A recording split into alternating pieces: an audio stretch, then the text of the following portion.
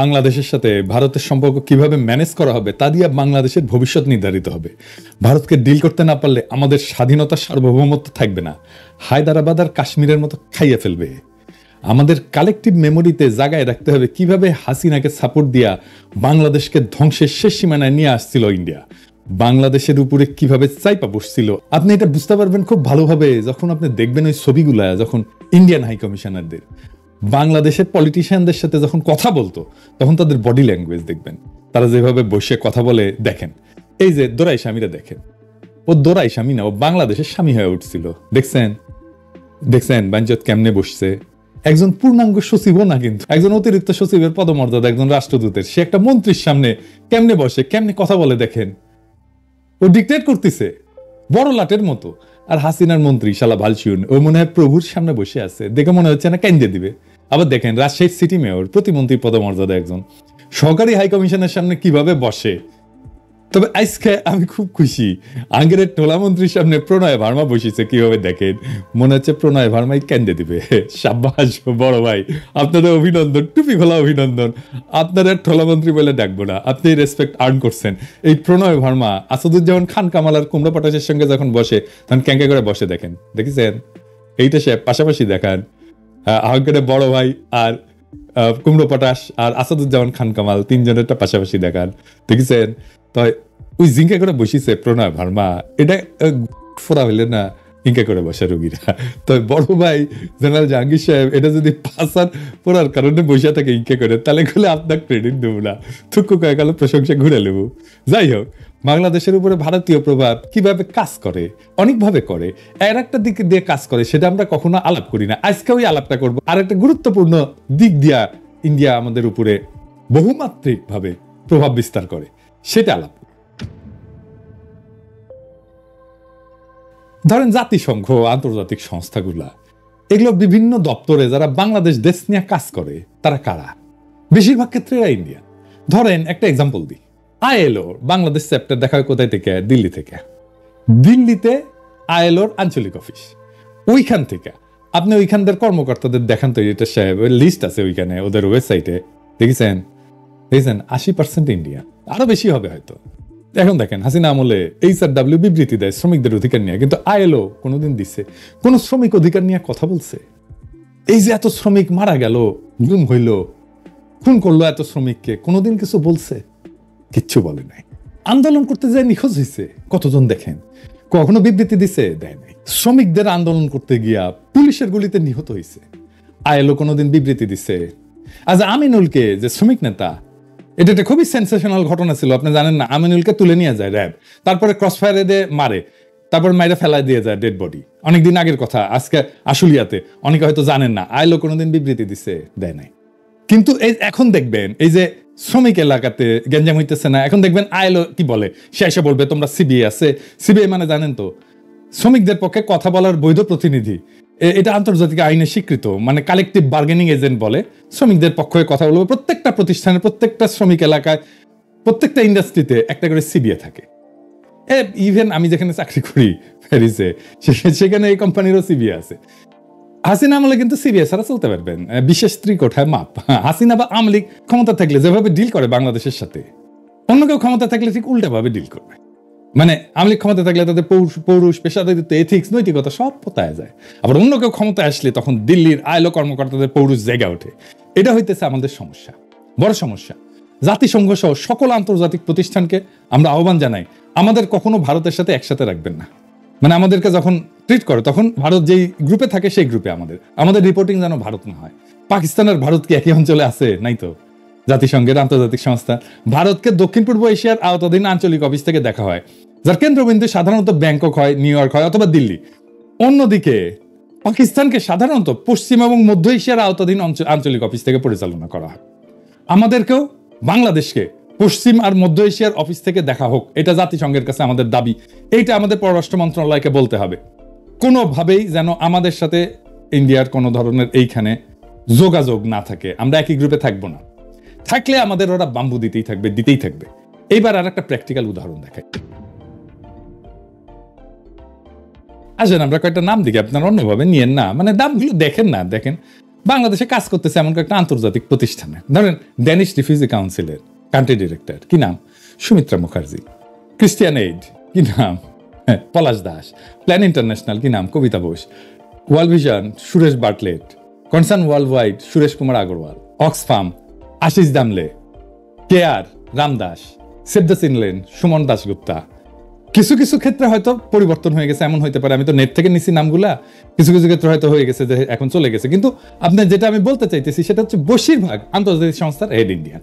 মানে ইন্ডিয়ান ছাড়া অন্য দেশের লোক আসতেছে না বাংলাদেশে, না চাইলে বাংলাদেশে আইসেন না, কাজ করেন না। ইন্ডিয়ান কোম্পানি বাদই দিলাম, মানে ইন্ডিয়ান কোম্পানিগুলো কিন্তু বাদ দিছি, মানে বাজাজ আছে, টাটা আছে, এয়ারটেল আছে, মেরিকো আছে, সান ফার্মা, তাও দেখছেন একদম আন্তর্জাতিক প্রতিষ্ঠান কিন্তু সেইখানে ইন্ডিয়ান দিয়ে রাখছে। সবাইকে বলে দিতে চাই, আগামী বছর আমরা কোনো ভারতীয় প্রধান দেখতে চাই না। বাংলাদেশের প্রতিষ্ঠানগুলোতে 4 মাস তো আছে, এরপরে কিন্তু অফিস ঘেরাও করব। কোন অপ্রীতিকর অবস্থা এড়াতে চাইলে আগেই ভাগেন ভাইরা আর বোনেরা, পরে কোয়েন না, টাইম দেই নাই। আমার ক্ষুদ্র ভ্রাতার ভগিনীদের বলি, সব অফিসগুলো চিনে রাখবেন, আমরা জানুয়ারিতে আবার চেক করব, তখন যদি কোনো ইন্ডিয়ান থাকে অফিসে তাহলে খবর আছে। হ্যাঁ, বাংলাদেশকে ভারতের জন্য হোস্টাইল টেরিটরি করে তুলবো। আমার মাটিতে বিডিআর বিদ্রোহের নামে আমার সেনা অফিসারকে হত্যা করে আবার আমাদের সেনারা তাদেরকে উদ্ধারের জন্য যাইতে চাইলে বলো সেনা অভিযান করবা? এত মজা? ফেলানিকে মাইরা কাটাতারে ঝুলায় রাখবা? বাদ দিয়া নদী শুকায় আর বাচ্চারা ডুবায় মারবা?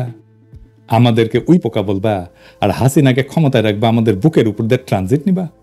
সব হান্দাই দেব পিছন দিয়া তেল ছাড়া। ইন্ডিয়ার সাথে আগামীতে কেমনে ডিল করতে হবে? ইন্ডিয়া তো সবসময় আমাদেরকে অধীনস্থ করে রাখার চেষ্টা করবে, পা চাপা দিয়ে রাখার চেষ্টা করবে। কেমনে এটা থেকে উদ্ধার পাবে? আমাদের সাথে যা যা করছে হাসিনা আমলে, তার জন্য ইন্ডিয়ার সাথে কুত্তার মতো ব্যবহার করার বৈধ আর নৈতিক অধিকার আমাদের জন্মাইছে। হাসিনা যে ম্যাসাকার করছে তার পুরা দায়িত্ব ইন্ডিয়ার। হাসিনা যে ইন্ডিয়ার দাসী ছিল সেটা তো হাসিনাকে আশ্রয় দিয়ে প্রমাণ করছে, তাই কোনো মাপ নাই ইন্ডিয়ার। ইন্ডিয়ার লগে কোনো খাতির নাই। বাংলাদেশের কোনো উপদেষ্টা, বাংলাদেশের কোনো পলিটিশিয়ান যদি বলে যে আমরা ভারতের সাথে সম্পর্ক চাই, তার কলে খবর আছে, হ্যাঁ আমরা ধরবো তারে। আমেরিকা ইন্ডিয়ারে সর্বতভাবে সাপোর্ট দিয়ে গেছে, তাই ইন্ডিয়ার সাথে প্রকাশ্য শত্রুতা আর আমেরিকার সাথে শীতল সম্পর্ক, এটাই হবে আমাদের পররাষ্ট্রনীতি। ভারতের সাথে হওয়া সব চুক্তি বাতিল করতে হবে, বাংলাদেশে ভারতীয়দের চাকরি নিষিদ্ধ করতে হবে, বাংলাদেশে ভারতীয়দের বিনিয়োগ বন্ধ করতে হবে, যে সমস্ত ভারতীয় কোম্পানি আছে সেগুলো বিশেষ অডিট করতে হবে।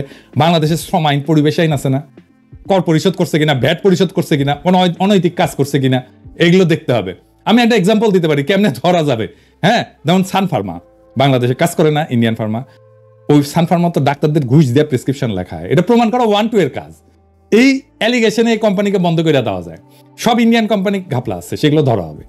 বাংলাদেশে ভারতের অর্থনৈতিক স্বার্থকে শূন্য করে দিতে হবে, কারণ আমাদের সব সময় মনে রাখতে হবে ভারতের সম্ভাব্য আগ্রাসন বাংলাদেশের উপরে। ভারতের ইতিহাস আছে, হায়দ্রাবাদকে দখল করে ফেলছে না, কাশ্মীরকে দখল করে ফেলছে না, সিকিমকে দখল করে ফেলছে না, ভুটানকে তার স্বাধীন পররাষ্ট্রনীতি পার্সু করতে দেয় না, একটা স্বাধীন দেশকে, এক্সাম্পল আছে না? তাই আমাদেরকে সবসময় মনে রাখতে হবে ভারত আগ্রাসন করতে পারে। তাহলে আমরা কি করতে হবে? আমাদের মিলিটারি মাইট বাড়ানো, সশস্ত্র বাহিনীর সক্ষমতা বাড়ানো। আগের এপিসোডে বলছিলাম পারমাণবিক বোমা লাগবে আমাদের, সেটা করতে দেরি হলে এখন আমাদের লং রেঞ্জ মিসাইল লাগবে, যেন দিল্লিতে আঘাত আনতে পারে এইরকম মিসাইল লাগবে। চীনের সাথে বাণিজ্যিক আর সামরিক সম্পর্ক বাড়াইতে হবে, প্রয়োজনে ভারত বিরোধী সামরিক জোট তৈরি করতে হবে, ওরা দৌড়ের উপরে রাখতে হবে সবসময়। আন্তর্জাতিক সম্প্রদায়ের সাথে কূটনৈতিক সম্পর্ক জোরদার করতে হবে, বিশেষ করে দক্ষিণ এশিয়ার অন্যান্য দেশ যেমন চীনের সাথে, রাশিয়ার সাথে, এরকম শক্তিধর দেশগুলোর সাথে কৌশলগত সম্পর্ক গড়ে তুলতে হবে। জাতিসংঘের অন্যান্য আন্তর্জাতিক ফোরামে বাংলাদেশকে সক্রিয় হইতে হবে, যাতে ভারতের সম্ভাব্য আক্রমণ বা আগ্রাসনের বিরুদ্ধে আন্তর্জাতিক সমর্থন পাওয়া যায়। বিজিবিকে আধুনিক প্রযুক্তি এবং গোয়েন্দা তথ্যের সাহায্যে আরো দক্ষ করতে হবে, সীমান্তে যেন আমার নাগরিককে গুলি করার সাহস না পায়। আমাদের সীমান্তের ভিতরে ঢুকে বিএসএফ গুলি চালায়।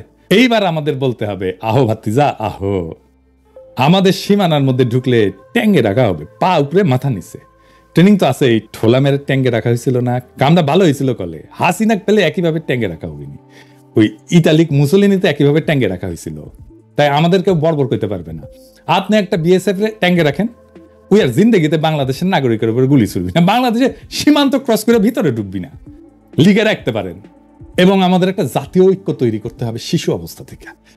দেশের ভেতরে জাতীয় ঐক্য যেন বজায় থাকে সেই ব্যবস্থা করতে হবে। এবং দেখবেন ইন্ডিয়ার সবচেয়ে বড় স্ট্র্যাটেজি হচ্ছে বাংলাদেশের ভিতরে অনৈক্য বজায় রাখা। এখন দেখতেছেন না বিভিন্ন পলিটিক্যাল পার্টির মধ্যে অনৈক্য শুরু হয়েছে, একজন আরেকজনের পিছে লাগিছে, দেখেছেন না? এটা ইন্ডিয়ান প্ল্যান করে, বুঝছাও? যারা করিচ্ছে সবাই ইন্ডিয়ান প্ল্যানের মধ্যে পা দেখিছে। এটা রয় প্ল্যান যে বাংলাদেশের ভিতরে অনৈক্য বজায় রাখতে হবে। তো এই দেশের ভিতরে যে জাতীয় ঐক্য, এই কাজটা শুরু করতে হবে স্কুল থেকে। এখনই সময়, সেনাবাহিনীর তরুণদের জনগণ এখন পছন্দ করতেছে। এরা স্কুলে স্কুলে যাবে, ছাত্রছাত্রীদের সাথে কথা বলবে, আমাদের স্বাধীনতা সার্বভৌমত্ব কিভাবে রক্ষিত হবে, কারা আমাদের স্বাধীনতার শত্রু, কে আমাদের আক্রমণ করতে পারে, এইসব একেবারে স্কুলে ছাত্রছাত্রীদের মধ্যে ঢুকাই দিতে হবে। ভারতীয় পণ্য বয়কট আন্দোলন দেখেছিলেন না, একেবারে শিশুদের দিয়ে ক্যাম্পেইন করেছিলাম। ওই বয়সে ইনডক্ট্রিনেট করে দেওয়া, মানে মাথার মধ্যে ঢুকে দেওয়া, এটা যদি ঢুকে দেওয়া যায়, এটাই আমাদের ভবিষ্যতে প্রতিরোধের শক্তি হয়ে থাকবে। ছাত্রছাত্রীদের অস্ত্রের সাথে পরিচয় করাই দিতে হবে, তারা যেন অস্ত্র হাত দিয়ে দেখতে পারে এটা কি। ভারত থেকে জ্বালানির উপরে নির্ভরশীলতা কমায় আনতে হবে, বিকল্প শক্তির উৎস এবং জ্বালানির নিরাপত্তার দিকে নজর দিতে হবে, যেন কোনো সংকটময় পরিস্থিতিতে বাংলাদেশ বিপদে না পড়ে। কূটনীতিতে বাংলাদেশের বেস্ট ব্রেনগুলোকে যুক্ত করতে হবে, যেন বাংলাদেশ কূটনীতিতে সেরা হইতে পারে। বাংলাদেশের সেরা ছাত্রগুলোকে দুনিয়ার সেরা ডিপ্লোম্যাটিক স্কুলের ট্রেনিং দেওয়া হতে হবে। লং টার্মে আমাদের ডিপ্লোম্যাটিক অ্যাসেট তৈরি করতে হবে, কারণ আমাদের জন্য শান্তিপূর্ণ এবং কূটনৈতিক সমাধানই সবসময় অগ্রাধিকার হওয়া উচিত। কিন্তু আত্মরক্ষা এবং প্রয়োজনে প্রত্যাঘাতের প্রস্তুতি অত্যন্ত গুরুত্বপূর্ণ। আপনার শত্রু যদি মনে করে আপনি দুর্বল, তাইলে আপনি গেছেন, আপনি শেষ। আপনার শত্রুকে সবসময় মনে করতে হবে যে এটা বিপজ্জনক, এর সাথে গ্যাঞ্জাম করা যাবে না। বাংলাদেশের জনগণ বিপজ্জনক জনগোষ্ঠী, সাবধানে ডিল করতে হবে। আর পরিশেষে ইন্ডিয়ারে ভয় পাবেন না। ভারতের তরুণদের আবু সাইদদের মতো বন্দুকের সামনে বুক পাইতে দেওয়ার হিম্মত